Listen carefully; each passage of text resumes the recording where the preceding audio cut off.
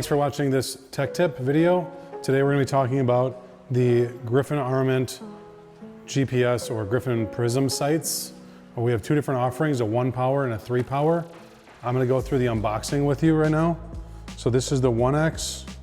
The 1X is cool because it's very small, lightweight, as you can see in my hand, compared to the 3X. It's quite a bit smaller. This one's only 6.3 ounces. The 3X is 10.4 ounces. These feature a custom rubber overmolded lens caps, which are very nice. So they protect your lenses, obviously from the climate. They just kind of snap on, snap off, and they actually fit over the top of the battery terminal on the opposite side, and they nest inside of each other. So they're really nicely secured when you're using the firearm, and then when you're done using it and you want to secure those overmolded caps again, you just fold them out and press them over both lenses. So that's a pretty cool feature. One thing that always bothered me when I was in the Army with the red dot sights that we were using at that time, there was no covers or anything like that. So you'd get dust and dirt and debris in your lenses, and it would just kind of erode the coating quality over time and scratch the lens and make it harder to see, and it was just really aggravating. So that's one thing that we wanted to incorporate it into our Prism sights. We wanted to make sure that you have really good optical quality for a long time, and that's where those covers come into play. These are electric sights in terms of the illumination. So they have a plus and minus for the illumination for multiple different brightness settings. They do come in red or green illumination, which is really cool. I personally kind of like the green myself. I used red back in the day when that was all that was available, but the green is pretty cool. The adjustments are very tactile in their detents. So when you put a little tool in there and make those clicks, they feel really nice. They're very audible, so you can actually hear those click and you can feel them very nicely. The diopter adjusts with ease too. It's very smooth and fluid. So to get the diopter to be adjusted for your eyesight as an individual, that's the first thing that you do when you pull these out of the box.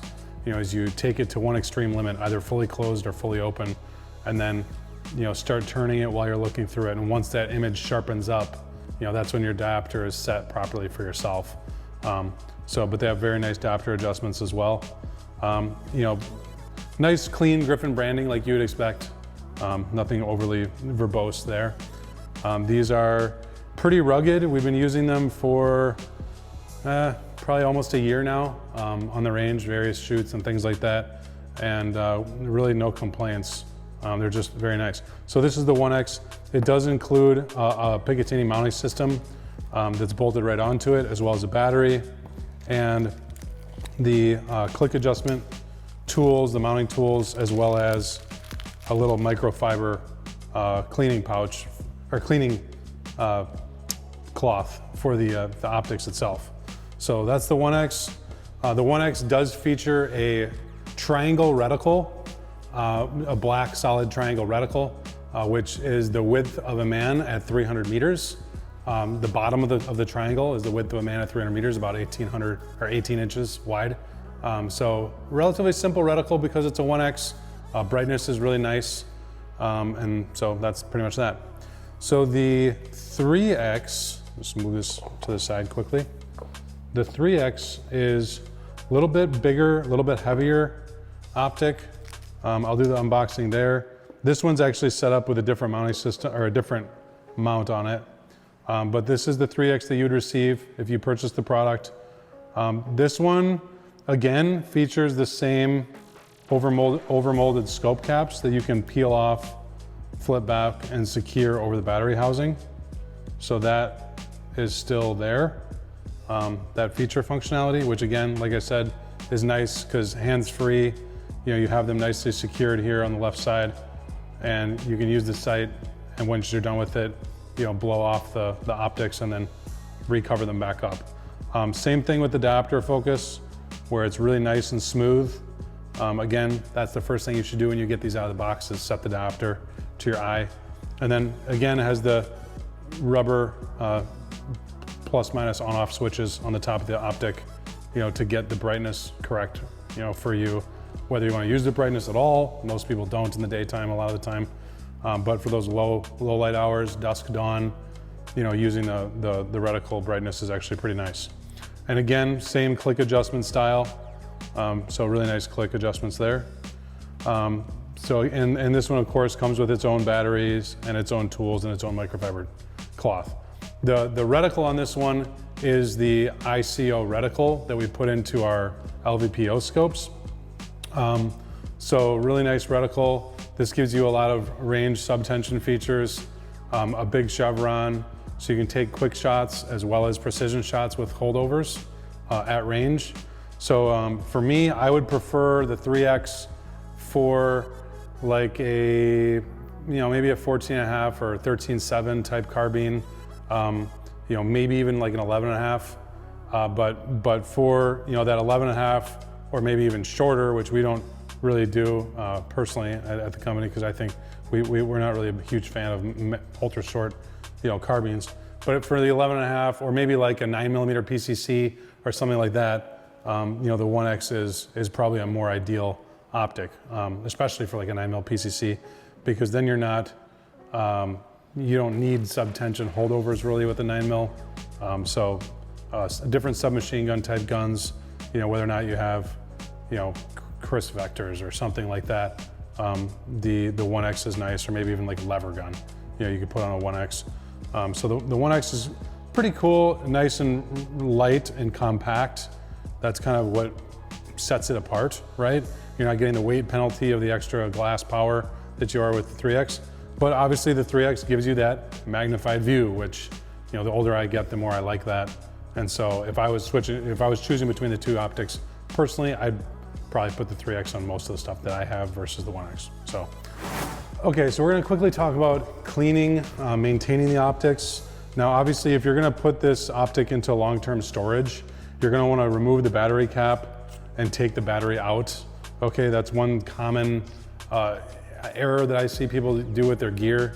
If they're gonna, like I said, long-term storage, that means you're not using it for 3 to 6 months, something like that.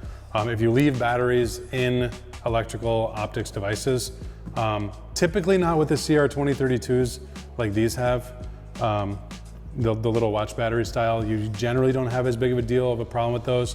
But batteries can seep like battery acid and things like that, and then corrode the terminals and essentially ruin the optic. I've done that before with EOTechs and aim points and things like that, just being lazy like I shouldn't. But so take the battery out if you're long-term storage. Other thing, when you're cleaning glass, I like to always start with an air duster.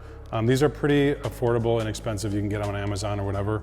But I start by air dusting the lens itself, just to remove and break up and remove any free floating debris that's on the lens itself.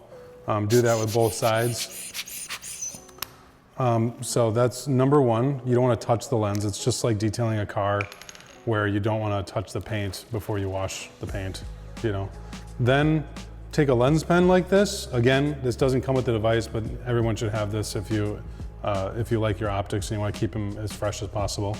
Then with the lens pen, use the brush side to, again, just kind of gently brush the optics. There's usually a little bit of dust that gets into the creases on the extreme periphery of of where the glass meets the metal.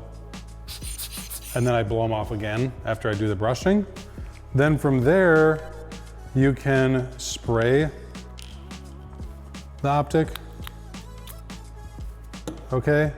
And then you can use the little included microfiber towel and rubbing in a circular motion, ensuring that this is clean. Don't put it in your pocket for 2 days and then pull it out and start using it on your optics. Make sure it's a clean microfiber towel. But then just rub that in circles. Then you can take, as long as it's clean again, the sponge side of the lens pen, and you can again work in circles. The felt side of the lens pen. So there's a little piece of debris on there. from packing materials. But yeah, the pen side of the lens pen is like a little felt circle, and that's what you use to finish it, to polish any residual watermarks or something like that from the actual lens spray. So it's a multi-step process to do optics cleaning correctly, and it should be done in that order. If you do it out of that order, you'll basically be scratching your lens with debris that's floating on the surface, and you don't want to do that. So the more anal you are with your optics cleaning regimen, the longer your optics are going to last, the sharper images you're going to get when you're shooting, the more accurate of shot placement you're going to get, et cetera, et cetera. So being really religious with your optics is critical, to success with your shooting. So hope that helped. That's pretty much it. Great warranty on these products, both for the glass and the mechanicals as well as the illumination. Also, one other thing to note, Griffin is producing QD mounting versions for these optics. So we're coming out with quick detach mount interfaces. We have multiple different heights. This is our lowest profile one. To adjust this to open, you just rapidly open that detented wheel. Then you can throw it on whatever Picatinny slot you want, and then just wind it closed on its detented tension mount. And it's a spring mount, so it automatically opens and when you're ready to you remove it. But these are really nice QD mounts. We're coming out with these for also high-powered optics, our other lines of optics, but nice alternate option if you don't like the OEM provided kind of basic mount. So this is another thing that we're bringing out for the optics mounts themselves. So these have been in development for quite a while. We're pretty excited about these. We made sure that the entirety of the optic was kind of looked at and addressed and analyzed, from the optical quality to the reticle options themselves, the intensity of brightness, the click adjusts, the scope caps, etc. And they'll come in at a really good price point. So if the product, if you're looking at the product on the web pages right now, you should be probably impressed with the price point. And the optical quality of these, as a prism sight, some people might say, well, why would I get a 1x prism versus a 1x red dot, for instance? Well, that's really what sets apart prisms from dot sights, is that the prism has an edge glass reticle. So the 1x prism sight is going to give you, I would say on average, better glass quality and reticle sharpness than a reflected diode. That's the huge difference, in my opinion, with the prisms versus the standard dot sights, and that's why they're kind of gaining popularity. And I think